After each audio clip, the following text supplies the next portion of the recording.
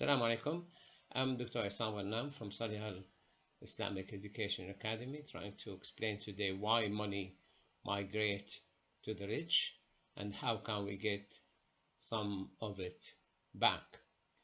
Now, if you are living on planet Earth the last 2.5 years, you would find that the wealth has increased across the globe by 37.5%. If you manage to get that amount of increase in your wealth, probably you don't need to listen to this video. If not, you might benefit from knowing why you didn't get your share and how you can get part of it. Now, wealth is usually created by all of us. It's created through building new houses, through having more livestock. You have fish farm and animal farms and chicken farms and things like this, producing more new products, new TVs, new cars, new machines, by new inventions and by new services, by having a lot of knowledge, having good moral values and exporting a lot. Also, by reducing your waste and reducing crime and fraud and corruption, and by having less money wasted on unnecessary luxury and by importing less.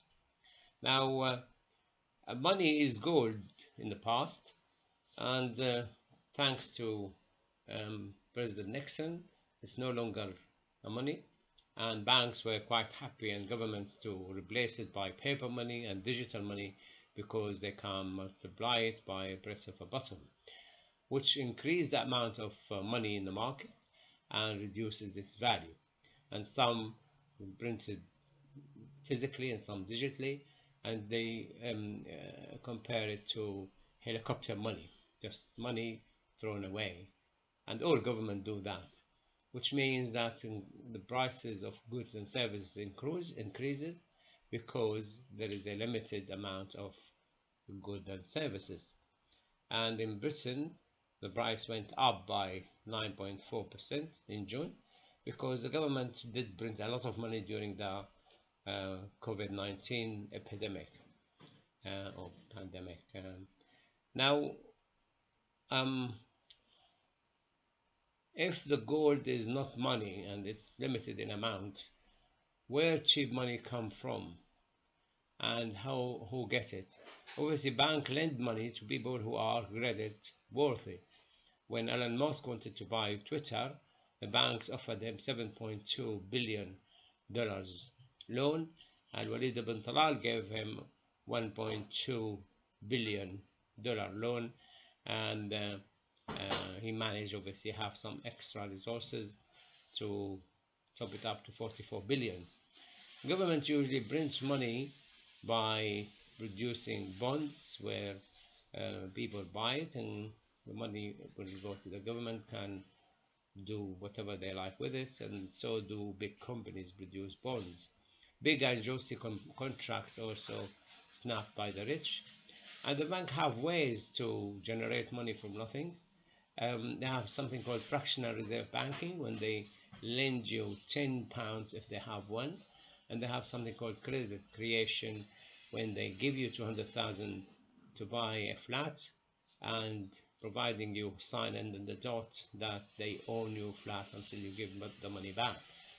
And they have also a lot of derivatives trading. The 5 major banks in America have $8 trillion in assets, but they invest in the derivative market $48 trillion. So there's a lot of money in the market, which make the money getting cheaper and cheaper.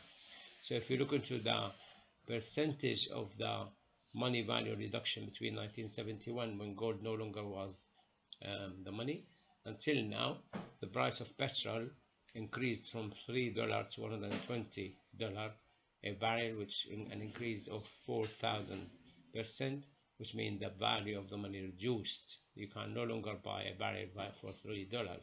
The same for the houses. You could buy a house for 4,387 pounds in UK. Now you need 283,000 plus and the value of your money dropped by 6,400 when it comes to houses. And so the same when you want to buy gold, the value of your money dropped by 5,100%.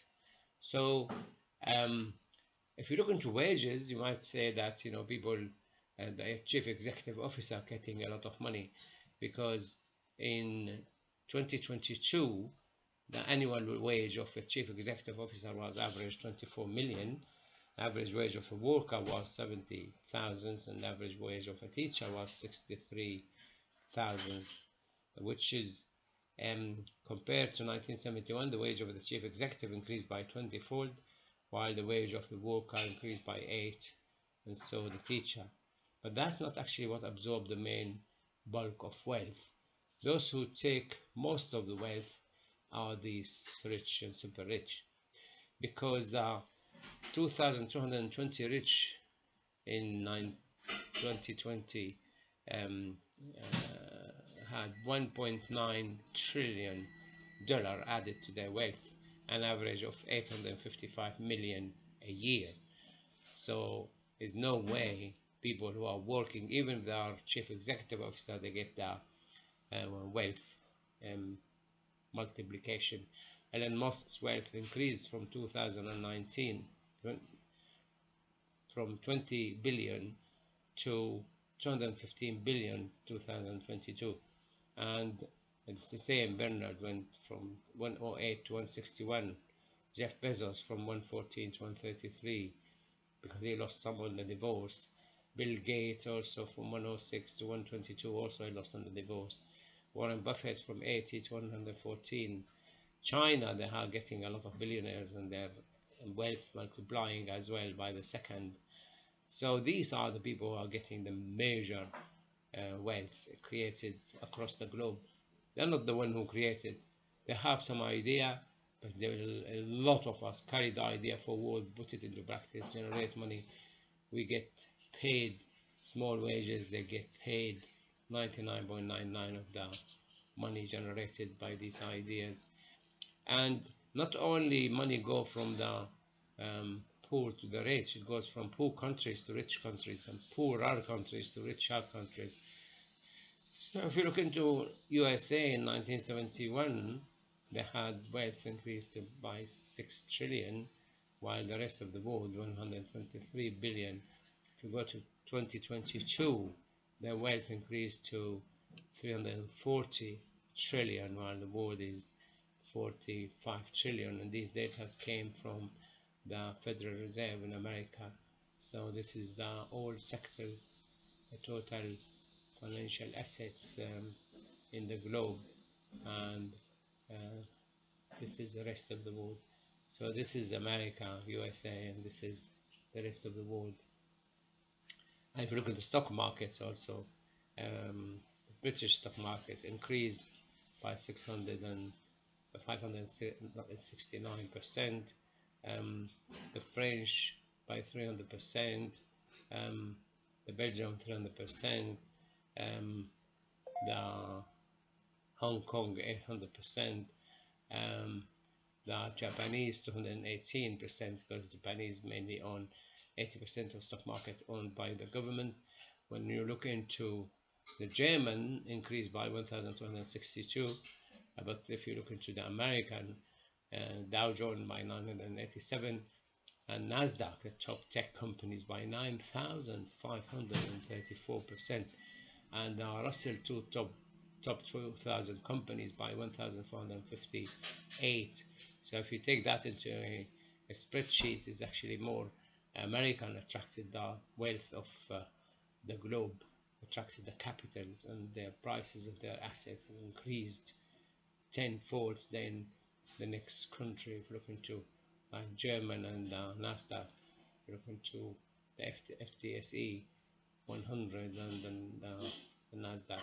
So the wealth immigrating also to richer country. And no one is trying to redistribute wealth anywhere in the world, and they can't. And no government can increase income tax, and no government can apply wealth tax, because basically capital just immigrate somewhere else. Governments will the government will continue printing money to avoid raising tax, and banks will continue creating money from debt because it's the way the economy is run. If there's no bank, there's no money. Charities collection is negligible if you look into the amount of wealth. I know about the Heart Foundation is just can raise only 50 million a year. You need trillions. So that will lead into a large gap between the rich and the poor, but the gap is now introducing increased inflation and prices going up, and people don't like it because they cannot no longer afford to eat or drink or pay heating bills or go on holidays or buy a new car or repair their houses. So there will be a lot of strikes, a lot of civil unrest, and there might be also war, and it started in many countries, in Ukraine one and other countries, never ending story, they keep fighting. So weak fiat money will be destroyed by strong fiat money as well. So paper money also, some paper money becoming very strong and some paper money become worthless. So what works to address that? The plan that works is all those who have 10 million or more, they must give 2.5% of their wealth to fund community needs every year to reduce the burden on governments and to stop them printing money and stop generating money from debt. So you don't need banks to generate money because you'll be getting 2.5% of the wealth of the wealthy to fund all the new businesses, all new houses, all new ventures and all new infrastructures and so on and so forth. And who will benefit from that? Obviously, the Republic will benefit, but the rich will benefit more because the poor will have more disposable money and they will go and buy from the rich, and the rich will get richer. So here you have the poor getting richer, the rich getting richer, the governments get less need for printing money from nothing or thin air, and banks don't need to print money from debt and charge interest. And so how do we use this money? We don't actually want the money to go to the taxman, and we don't want it to go to charities. We want every company to directly sponsor services and goods and infrastructure plans. And so, like, a company could sponsor 1,000 hospital bed, a company could sponsor 1,000 elderly bed, a company could sponsor 1,000 school, and the same pay 1,000 university fee for student. So the family will have the fee saved. Like if you have 3 children, 9,000 a year, 27,000 saved. You could buy a new car. You could enlarge your house. You could repair the house. You could go on decent holidays and things. And 100 infrastructure sponsored by a company, 1,000 homeless put in homes by another company, 1,000 company repair roads, and 1,000 companies sponsor entrepreneur and give them capital to start businesses. So what happened now? You and me can do that. How? We create a white list, a gray list, and a black list. Those who donate or sponsor, let's say BT sponsored 1,000 hospital bed, we buy from them. Let's say Virgin only sponsored 100 hospital bed, they could sponsor easily 500. We buy, put them on the grey list, we buy next from them. Those who sponsored nobody, suppose Vodafone refused to sponsor anybody, we put them on blacklist, we buy from them last. So the pressure will be you, me, the community, put on the rich to part with the money and the wealth generated by all of us, so we could all survive.